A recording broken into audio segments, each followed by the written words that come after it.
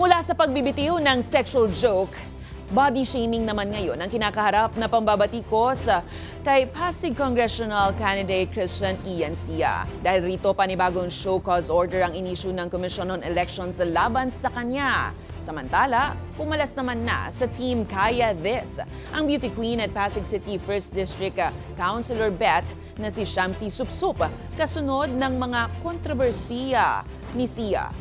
Ang balitang A to Z hatid ni Naomi Almojano. Hindi pa man humuhupa ang inis ng publiko sa malaswang biro ni Pasig Congressional Bet Attorney Christian Ian Sia patungkol sa mga solo parent. Kuhang-kuha niya na naman ang gigil ng marami matapos ang kanyang pangbabody shaming sa babae niyang staff sa isang muling political event noong April 3. Kahit ang mga staff ko po, typical po, puro lalaki. Isa lang ho ang kasama kong babae. Nung araw, isa lang ang kasama kong babae, si Jaja. Nasa si Jaja?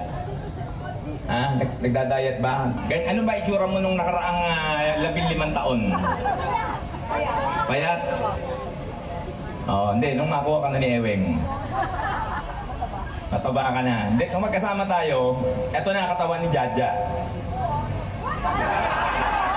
Give or take. Hindi ito ay kinatuwa ng publiko, lalo na ng netizens at muli siyang binatikos kahit pa bumawi siya sa dulo ng kanyang speech. Pagdating ho sa babae, malinaw po. Ang babae ay nire-respeto at minamahal. Kaya ang Commission on Elections muling nag-issue ng show cause order labang kay Sia para pagpaliwanagin sa muli niyang paglabag sa Anti-Discrimination and Fair Elections Campaign ng komisyon ngayong halalan. Aniya, walang puwang ang propaganda at kabastusan sa pangangampanya at dapat panagutin ang bawat salita at gawa ng mga kandidatong nagpapababa sa kalidad ng eleksyon sa bansa. But for purposes of administrative sanctions or cases, wala po tayong tinatanggap na mga I am sorry or public apology.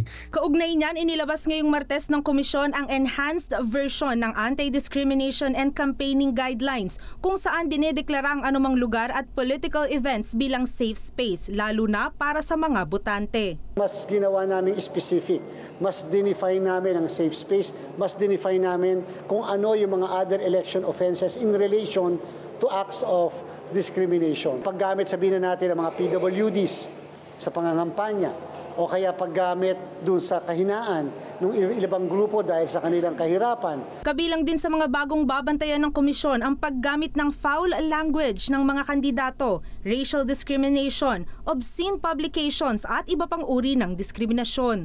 Maaari namang madiskwalipika o kasuhan ng election offense na may 1 hanggang 6 na taong pagkakakulong ang sino mang lalabag dito. Samantala, nag-resign na sa partidong Kaya This si Pasig City District 1 Councilor Candidate Shamsi Supsup. Sa kanyang pahayag sa social media, sinabi niyang salungat sa kanyang mga paniniwala bilang babae, nanay, beauty queen at leader ang mga inasal ng kapartidong si Sia. Aniya, para sa mga kababaihan at kabataan ang desisyon niyang ito. Mananatili rin siyang maninindigan para sa women empowerment, accountability at respeto para sa lahat. Para sa Balitang A to Z, Naomi Almojano.